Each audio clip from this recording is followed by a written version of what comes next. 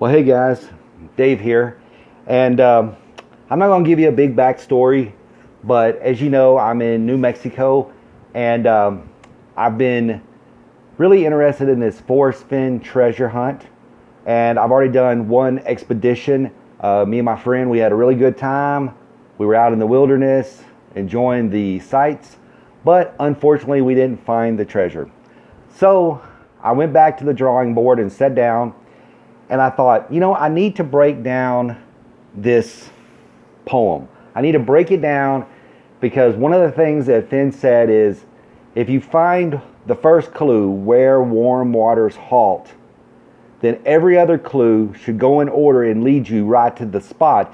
And you shouldn't put in interpretations or anything like that. It should just lead you to the spot. So one of the things I decided to start doing is warm waters halt. That is a very obscure, passage, thought, concept. I know a lot of people have thought about hot springs and, Spanish names of rivers or Native American names of rivers. So I thought, well, what I'm going to do is I'm going to go, since I'm in New Mexico, and that's one of the states where Forrest Fenn said, to look in the Rockies north of Santa Fe. And I know there's been some speculation because I've read the blogs out there where if you read the New Mexican fishing regulations, New Mexico separates warm waters from cold waters. And it has to do with trout fishing. And really, in comparison to all the states that Forrest Fenn said that his treasure could possibly be in, New Mexico is the only state that does this. And if you know anything about Forrest Fenn, you know that he enjoyed fly fishing. So I really believe that warm waters halt have something to do with cold and warm waters in comparison to fly fishing. And so since New Mexico's fishing regulations break this down, I sat down and I started going over maps and different fishing vlogs and blogs about different fishing spots. And I came across this one spot, and I'm not going to name the spot because I've actually missed my window. The weather here in New Mexico has changed, especially up north in the mountains. It's become very cold, it's snowing, and if I do go to this spot, I won't be able to do it till next spring because of the weather. But when I was searching around, I found this little New Mexican newspaper, and it was talking about different, what it called hidden spots for trout fishing that only locals knew about. It was talking about, vacationers coming in and the secret spots that New Mexicans go fishing at. And this one spot that I found sounded very, very good. Okay, this spot is very isolated. It is 10 miles off the paved road, or it's 10 miles on a paved road from the closest town, but then you have to get onto a dirt road and you have to go another 12 miles up into the mountain down these switchback roads to this spot. And what's really cool about this spot is it's kind of hard to get to, but you don't need 4x4. You can drive there in a regular car. I actually looked at it on Google Maps, and it has a decent dirt road that gets to it, but it is a little bit out of the way. And what's very interesting about this spot is that two rivers merge at this one spot. But one of the rivers is only 3 miles long, and it actually originates at a lake 3 miles up a canyon in a higher elevation. And they say that this spot is really good because this lake where this river originates at is primarily filled by snow runoff. When the snow melts, it fills this lake. And then this lake created this river down this canyon that flows into this other river. And it actually says in the article that this 3 mile river that is filled by this snow-filled lake is actually very, very cold water that is perfect for trout fishing. But then as this cold river runs into this other river, the waters actually warm up and the trout fishing is good, but not as good. So to me, that is where warm water halts, where this larger river intersects this smaller, shorter 3 mile river. So And the reason why I believe this is because every other clue is like a step by step by step. Okay, the next clue is take it in the canyon down. So this small 3-mile long river is in a canyon, but it's not, because Fenn has said it's not in any dangerous places. And I looked at this canyon on Google Maps, and it's not, you know, a crazy canyon with 80-foot walls and huge boulders and all that stuff. It's still wooded and it's still rugged in the backcountry, but it's not dangerous. A person could walk to it. So the next clue that he comes to is he says, not far, but too far to walk. So I've been perplexing over this clue forever, because I'm thinking, you know, not far, but too far to walk. You know, a lot of people think that this has to do with you have to drive to it. So one of the things I found in an interview with Fenn, when people were asked him about where the treasure might be, he said that it's not off any human-built path. So as I was looking at this area that I've kind of zeroed into, because of its isolation and its ruggedness, there are no trails that go up the river. It's just pretty much meadows and trees, and like I zoomed in as close as you can on Google Maps, and I cannot see any trails. So I really believe that this not too far, but too far to walk means that once you get to where warm waters halt, the treasure isn't too far away, but it's not like you're going to like leisurely stroll there, walk down some path that like everybody, vacationers and travelers and everybody goes to. I think what Fenn's trying to say there is once you get to the spot, you're actually going to have to go off the trails and you're going to have to hike a little bit. Not that it's a dangerous hike, but you're not just going to be able to leisurely walk. So it's not far from where warm waters halt, but it's too far to walk because you're actually going to have to be kind of going off the trail and hiking a little bit. And then he says, put in below the home of brown. And I've heard people like talk about brown bears, brown trout, famous people of the Old West whose names was Brown and all this stuff. So as I was looking at this spot and kind of going up the river, this little 3-mile river up the canyon, there's actually labeled on Google Maps an area called the Beaver Pond. And when you think about beavers, so I started doing research on beavers, and the most populous beaver in the United States is the brown beaver. And people have speculated why it's capitalized. And I think the reason why he capitalized it is because people would think that it was a person's name, but it's actually this species of beaver, these brown beavers. And the home of brown, because think about nature. Most animals like live in caves, but only a few animals actually build homes. And beavers do build homes. But the thing that's cool about beavers is beavers are actually so needed for a biosphere, an area of, they actually, you know, when they dam up the rivers, they actually, you know, it helps with fish growth, it helps with animals, it's everything. Beavers are very good for the environment. So in this article I was reading about this one specific little teeny river that's really great for trout fishing, they actually mention the beaver pond, and they talk about how because the beavers dam it up, it actually gives a place for the trout to spawn and to have babies, and it actually makes their population better. So to me, put in below brown, the beavers are brown. So then it says now, then you get to the next line, no place for the meek.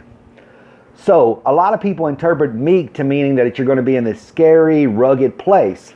And even though this canyon that I'm talking about isn't rugged, it does say that you have to be careful when you go there. Because of its location, if you go there in early spring because of snow melt, this river can actually turn into a raging torrent. And also, because it's up in a canyon, it's at a high elevation, it can get a lot of rainfall.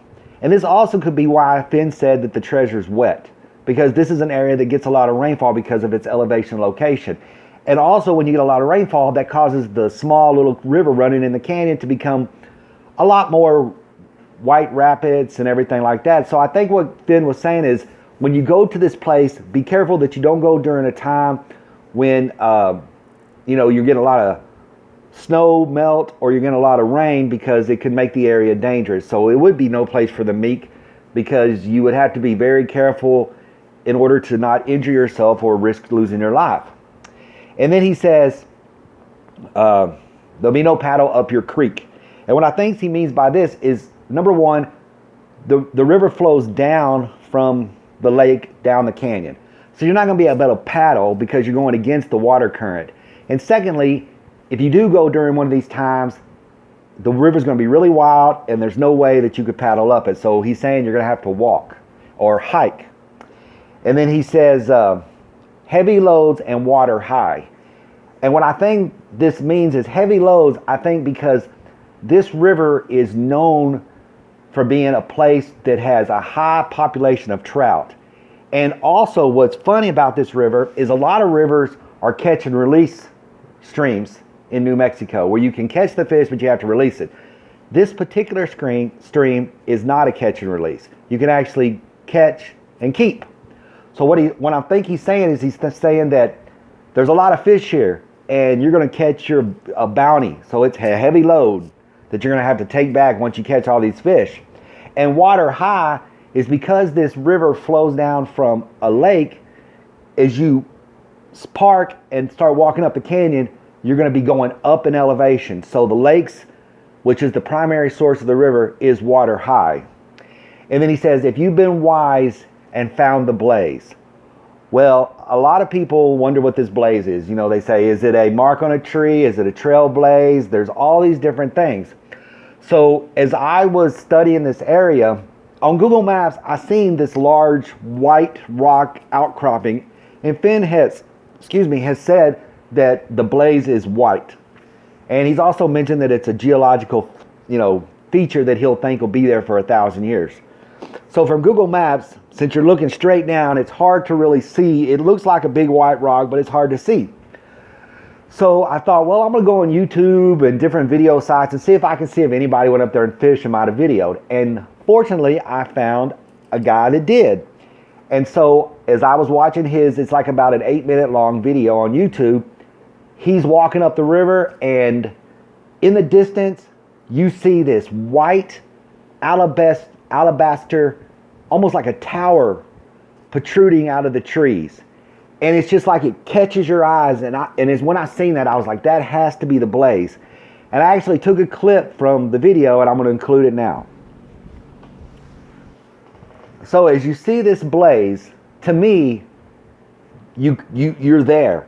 And one of the things, and one of the clues that I skipped over was nigh, where he says the end is drawing nigh. Okay, if you're walking up this river, the blaze sets on the right side of the river. So nigh can either mean an end or it can be the left. So what I think now is, when you get to the blaze, he says, now look quickly down. What I'm thinking is he's saying, look quickly south. So you come to the blaze, you're actually headed in a western direction. You see this big white alabaster rock. Now he says, look quickly down. So I think you look to the south. And so I was trying to figure out why he would say look to the south. So on Google Maps, and if you knew this area and I could show it to you, you would understand what I'm saying. Directly across from the blaze is this area, and I actually used measurements on Google Maps to measure how big it is. It's about a football field and a half long by about a half a football field wide. This big, huge open bare spot that looks covered by these dark looking lava looking rocks. It looks like an old lava flow. And think of it this way. We all know what the box looks like that Fenn hid his treasure in. Imagine it's been sitting out in nature for 10 years plus. Okay, it's going to start getting whitish. You know how bronze gets, and it's going to get darker and green.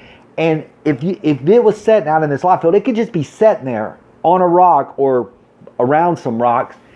And because of its size, it would almost be camouflaged. And to me, this spot is perfect. And I think that's where Terry Scant with Marvel Gaze comes into. Now, Terry Scant can mean a few different things. And what I think that he's trying to say there is tarry scant can also mean take your time. So what I'm thinking he's saying there is when you get to this opening area, take your time and look around. And marvel gaze, I think, like a lot of people think that what he's saying there is you're going to be marveled. You're going to be marveled. Your eyes are going to be marveled when you see the gold and the treasure. I don't think so. I think what he's saying there is you need to look around this rocky area real close with very, very, very careful eyes, because the box is there, not buried, but it's camouflaged due to its color around these rocks that are similar color.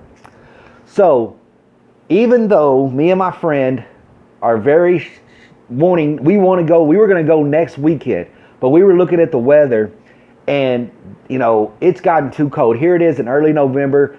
They're expecting snow up there. They're expecting freezing temperatures down as low as 12 degrees. And me and my friend talked about it. And as much as we would love to find the treasure, we were like, it's just not worth our lives. And because we can't know if that's exactly where the treasure is, we said, well, we're going to be up here working for months, for a couple more months. And maybe, you know, we'll still be up here in the springtime. And even if not, we'll stay in contact, because he lives in Louisiana and I live in Texas. And maybe we'll take a week trip and come back up here and try our spot. So, and I do believe that the spot that I found is isolated enough, because a lot of people have been looking at, you know, the big rivers, the Cimarron, the Rio Grande, the Pecos, the Charma, and all that. And I think that that's why it hasn't been found, is because people have been looking at these big, huge spots. And then they've also been trying to take the poem and fit into what they think. And I think like what Forrest said is once you find where warm waters halt, the other clues will fall in place like dominoes. So this spot that I found is isolated, yet it's accessible. It's a place where you could take your kids. It's not dangerous. It is off the beaten path, but it's not in a place where you'd have to go over big, huge cliffs and big, gigantic rocks. You just have to be careful because of snow and because of rain, the river does get high sometimes. And also, you know, because Fenn said that he took the treasure in 2 trips, and he was an 80-year-old man. And he said, don't go any place an 80-year-old man wouldn't go. So I actually measured where you can park your car at the start of the river to where I think the treasure is, and it's only 1.1 miles. So 1.1 miles is not a long way for an old man to walk, an 80-year-old man. He could drive there, walk 1.1 miles, put the case, and then come back, and then walk 1.1 miles and put the treasure. And if he went there when the river was low and it wasn't raining, then it wouldn't be a dangerous trek at all. So that's where I think it is. And maybe in the spring of 2020, me and my friend Sean will go to this place and hopefully discover Forrest Fenn's treasure. So for right now, I'm just going to keep it on the down low and wait till next spring. And then in spring, I'll make a video and maybe we'll find the treasure. So I hope you like this video. This is David, Zoe Zizzles. Make sure to like and subscribe.